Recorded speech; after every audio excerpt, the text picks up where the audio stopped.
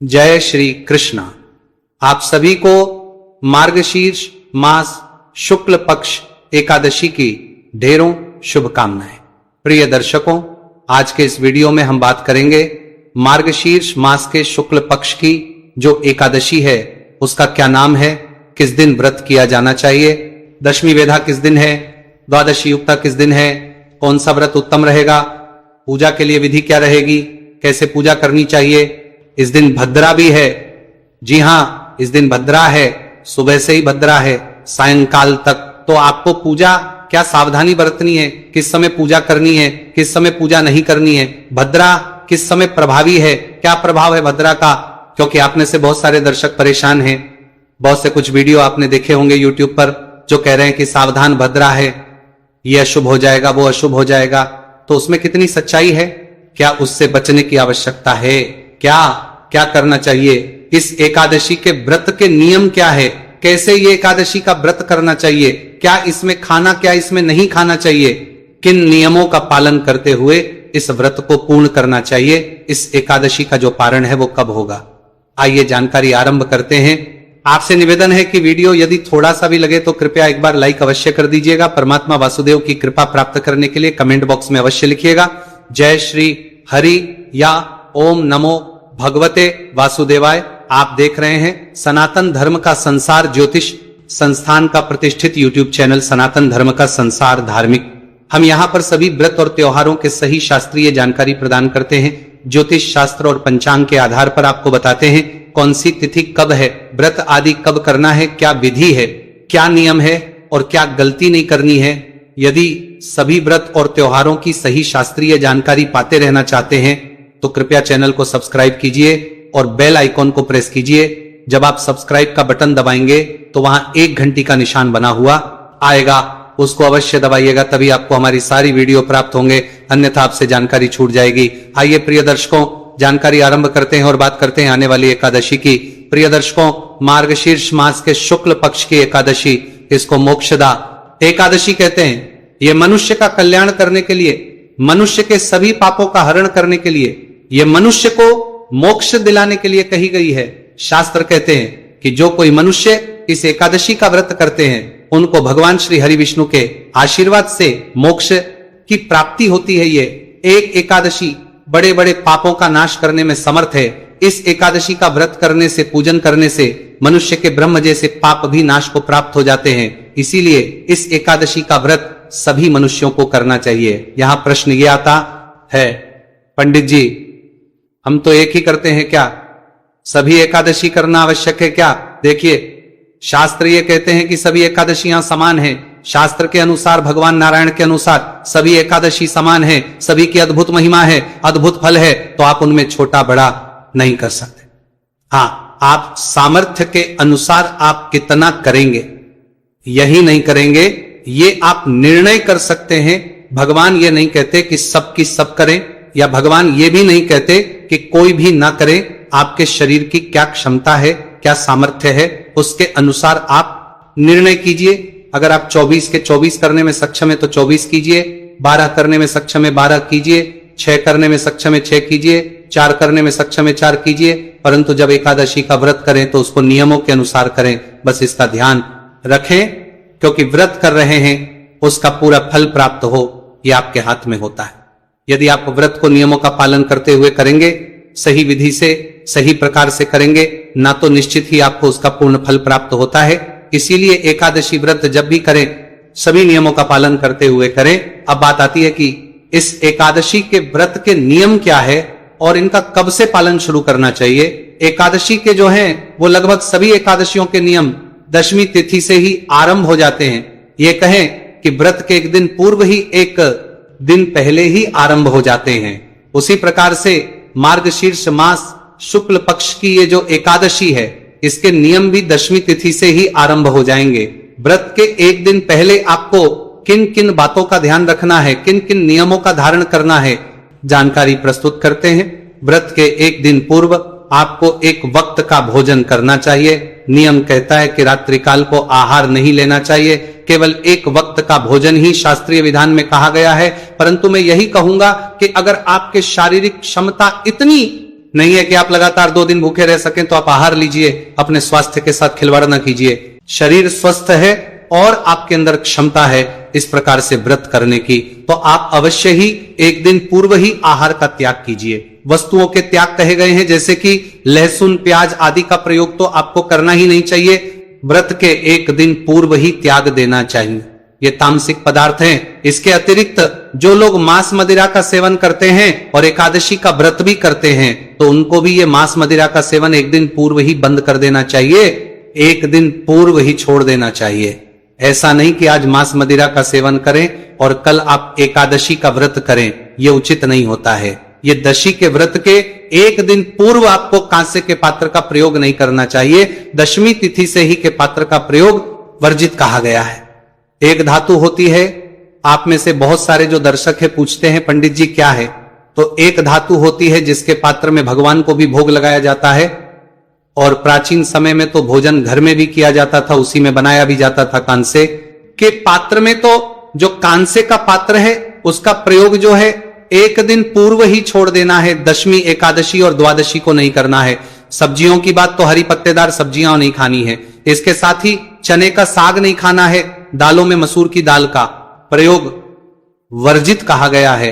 मसूर की दाल को त्याज कहा गया है, उसका त्याग करना चाहिए। इसके अतिरिक्त चने के साग का त्याग कहा गया है, मूली और बैंगन का त्याग कहा गया है। एक दिन पूर्व ही शहद का प्रयोग भी वर्जित कहा गया है कि शहद का प्रयोग भी आपको नहीं करना चाहिए, क्योंकि शहद जो है वो एकादशी और द्वादशी इन 3 दिनों में वर्जित कहा गया है। कुछ एकादशियां ऐसी होती हैं जिन पर इसकी मनाही नहीं होती और कुछ द्वादशी पर भी नहीं होती, उसके विषय में हम आपको बताते भी है। जैसे कि कृष्णा पे आपने प्रयोग किया था, लेकिन अब जो मार्गशीर्ष शुक्ला है इस पर आपको शहद का प्रयोग नहीं करना है। चाहे पंचामृत ही क्यों ना बनाना हो, उसमें भी शहद नहीं डालना है। इन सभी चीजों का त्याग करना है। एक दिन पूर्व ही आपको अपने बाल धो लेने हैं, सर धो लेना है, क्योंकि एकादशी के दिन बाल नहीं धोए जाते, सर नहीं धोया जाता है। दशी के एक दिन पूर्व ही आपको ब्रह्मचर्य धारण कर लेना है, क्योंकि एकादशी में ब्रह्मचर्य का बड़ा नियम कहा गया है। ब्रह्मचर्य का पालन करते हुए आपको यह व्रत करना होगा और ब्रह्मचर्य आपका पारण तक रहना चाहिए। इन नियमों का धारण कीजिए और व्रत के एक दिन पहले रात्रि काल में दंत धावन आदि करके सोइए, जिससे कि अन्न का कोई भी दाना मुंह में ना रहे। अगले दिन एकादशी व्रत वाले दिन आपको सूर्योदय से पहले अवश्य उठ जाना है। प्रयास यदि आप ब्रह्म मुहूर्त में उठा पाए तो उत्तम है, अन्यथा सूर्योदय से पहले अवश्य उठ जाए। उठने के बाद स्नान आदि कीजिए, स्नान आदि करके स्वच्छ वस्त्र धारण कीजिए। स्वच्छ वस्त्र धारण करके आज के एकादशी व्रत पूजन का आप संकल्प करते हुए पूजन करेंगे और तदोपरांत जो पितृ कर्म आज करना चाहिए उसको करेंगे। पूजन के लिए आपके पास क्या सामग्री होनी चाहिए वो सामग्री एक बार आप नोट कर लीजिए, इसको आप एकत्र करके रख लीजिएगा। पूजा के लिए के पास होनी चाहिए भगवान श्री हरि विष्णु के दामोदर स्वरूप की कोई प्रतिमा या तस्वीर। लड्डू गोपाल जी ले लीजिए, उत्तम है, या शालिग्राम जी है तो शालिग्राम जी ले लीजिए, क्योंकि इसमें एकादशी में स्नान का बड़ा महत्व है। तो स्नान के लिए दामोदर स्वरूप जो है वो लड्डू गोपाल का ही स्वरूप है, क्योंकि जब भगवान कृष्ण ने बाल रूप में मक्खन चोरी किया था उस समय उनका नाम दामोदर मां यशोदा ने रखा था। तो बाल स्वरूप जो आपके पास है लड्डू गोपाल, उनको लीजिए। जी को स्नान कराने का भी महत्व है इस एकादशी पर, तो उनको ले सकते हैं। या जो भी आपके पास भगवान श्री हरि विष्णु की कोई चित्र या तस्वीर है आप उसको लीजिए। उसको स्थापित करने के लिए चौकी लीजिए, चौकी पर बिछाने के लिए लाल या पीला वस्त्र हो। इसके अतिरिक्त रोली, मौली, पान, सुपारी, लौंग, इलायची, धूप, दीप, नैवेद्य, फूल, फूलों की माला, चित्र, जनेऊ, भगवान को अभिषेक कराने के लिए पंचामृत, पंचामृत बनाने के लिए कच्चा दूध, दही, घी, शक्कर और गंगाजल, शहद का प्रयोग नहीं करेंगे। ये सारी आपने एकत्र करके रख लेनी है। 1 लोटा लीजिए तांबे का, उसको अच्छे से मांज लीजिए। पहले उसमें गंगाजल भरिए, फिर शुद्ध जल भरिए। अब आप इस सभी सामग्री का शुद्धिकरण करेंगे, स्थान का शुद्धिकरण करेंगे, फिर आप भगवान की स्थापना और संकल्प आदि करेंगे। तो ये सब सामग्री रख के उत्तर दिशा की ओर मुख करके बैठ जाइए। जो भी आपका पूजा स्थल है, जहां भी आप बैठ के पूजा करना चाहते हैं, जो आपके यहां पूजा करने के लिए उपयुक्त स्थान है, वहां पे फूल, माध्यम से लोटे में जो जल भरा है उस जल से छींटे दीजिए। सभी सामग्री पर और उस स्थान पर जहां पर पूजन करना है इस प्रकार से जल के छींटे देके अपने स्थान को पवित्र किया है। आपने सामग्री को शुद्ध किया है। अब आप भगवान की चौकी लगाइए, चौकी को बिछाइए, उस पर वस्त्र बिछाइए, भगवान की प्रतिमा या तस्वीर जो भी आपके पास है उसको स्थापित कीजिए, उनके घी का दिया रखिए। घी का दिया है तो सीधे हाथ की ओर रखेंगे, तेल का दिया है तो उल्टे हाथ की ओर रखेंगे, धूप उसके विपरीत दिशा में रखेंगे। इस प्रकार से स्थापना कीजिए। स्थापना करके अपने सीधे हाथ पर जल लीजिए। लोटे में जो जल है ना, वैसे ही थोड़ा सा जल किसी दूसरे पात्र में, कोई छोटा लोटा है उसमें या किसी गिलास में, कटोरी में, जिसमें भी ले सकें, थोड़ा सा पानी और ले लीजिए। इससे आप जलाशमनी करेंगे, इससे यजमान का शुद्धिकरण होता है। तो अपने सीधे हाथ पर पात्र में से चम्मच से सीधे हाथ पर जल लीजिए। सीधे हाथ पर जल लेके हाथ धो लीजिएगा। सबसे पहले अब एक एक चम्मच जल लेंगे और आचमनी करेंगे। ओम माधवाय नमः, जल लीजिए, पी जाइए। ओम केशवाय नमः, जल लीजिए, पी जाइए। ओम नारायणाय नमः, जल लीजिए, पी जाइए। ओम नश्यकेशाय नमो नमः, हाथ धो लीजिए। हाथ धो के अपने आप को तिलक कीजिए, मौली बांधिए। अब आप पूजा के लिए तैयार हैं। पारिवारिक जन यदि बैठ के पूजन कर रहे हैं तो उन्हें भी तिलक कीजिए, मौली बांधिए और संकल्प करते हुए पूजन आरंभ करेंगे। सबसे पहले दीपक को जला लीजिए। धूप है, धूप को प्रज्वलित कीजिए। दीप जलाने के बाद व्रत पूजन संकल्प करेंगे। संकल्प आवश्यक प्रक्रिया है, यह जरूर करना चाहिए। संकल्प करने के लिए सीधे हाथ पर जल लीजिए। 1 रुपए का सिक्का दक्षिणा के रूप में कम से कम रखिए, अधिक जो भी रखना चाहें रख सकते हैं। पुष्प रख लीजिए।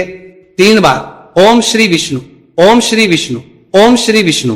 अपना नाम, अपना गोत्र, जिस स्थान पर बैठकर संकल्प कर रहे हैं वहां का मकान नंबर, क्षेत्र का नाम, शहर का नाम, शुक्ल पक्षी, मोक्षदा, एकादशी, पुण्यतिथि, आयु, आरोग्यता प्राप्त, संपत्ति प्राप्त, अर्थ है भगवान मोक्षदा, एकादशी, व्रत पूजन, श्री विष्णु, और वह संकल्प के चरणों में अर्पित कर दीजिए। संकल्प करने के बाद अब आप भगवान का पूजन करेंगे।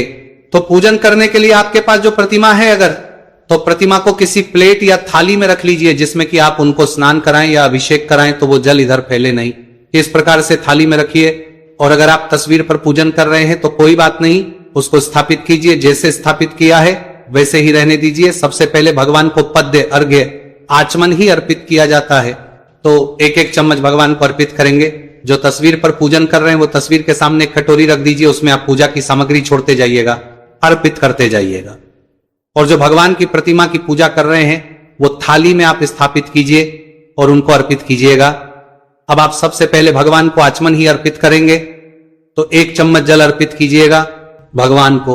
ओम नमः शिवाय, नारायण नमः शिवाय, नमो नमः एकादशी। पूजन अंतर्गत श्री दामोदर निमित्त अर्थाय पद्यम समर्पण पद के रूप में जल अर्पित कीजिए। चम्मच में जल लीजिए और वो भगवान के चरणों पर अर्पित कीजिए। आप एक प्रकार से भगवान के पद प्रक्षालन कर रहे हैं। पद प्रक्षालन के लिए अच्छे से उनके पैर धुलाइए।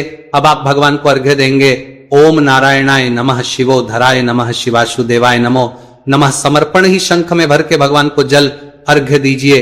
अर्घ्य देने के बाद आचमनी कराएंगे भगवान को। जैसे आके बैठे तो आचमनी कराएंगे, पानी पीने के लिए देते हैं, नमो नमः, जल आचमनी कराइए। आचमनी कराने के बाद अर्घ्य, आचमनी ये करने के बाद अब आप भगवान को स्नान कराएंगे। स्नान कराने के लिए जो प्रतिमा पर पूजन कर रहे हैं ना, वो शंख से भगवान को स्नान कराइएगा। शंख में जल भरिएगा और उनके मस्तक से अर्पित कीजिएगा। जल को ओम शंख से अभिषेक कराते जाइए। दामोदराय नमः, दामोदराय नमः, दामोदराय नमः, दामोदराय नमः। भगवान को इस प्रकार से स्नान कराइए। अब पंचामृत से स्नान कराइए। तो जो लोग तस्वीर पर पूजन कर रहे हैं वो पंचामृत को फूल पर लगा लीजिए और भगवान को अर्पित कर दीजिए। और जो लोग प्रतिमा पर पूजन कर रहे हैं वो पंचामृत से भगवान को अभिषेक कराइए, प्रेम से अभिषेक कराइए। ओम पंचामृत समर्पित कीजिए। भगवान को पंचामृत से स्नान कराने के बाद अब आप प्रभु को शुद्ध स्नान कराएंगे। शुद्ध जल से शंख में भर लीजिए। जल हो सके तो उसमें थोड़ा सा चंदन डाल लीजिए या फूल की कुछ पंखड़ियां डाल लीजिए, उससे स्नान कराइएगा। इसका फल बहुत अधिक है। वैसे तो यह स्नान अगर प्रतिदिन कराते तो बात ही कुछ और थी, लेकिन एकादशी के एक दिन में भी ये अनंत पुण्य देने वाला है। शंख से आप भगवान के मस्तक से जल अर्पित कीजिएगा। मंत्र बोलते जाइए।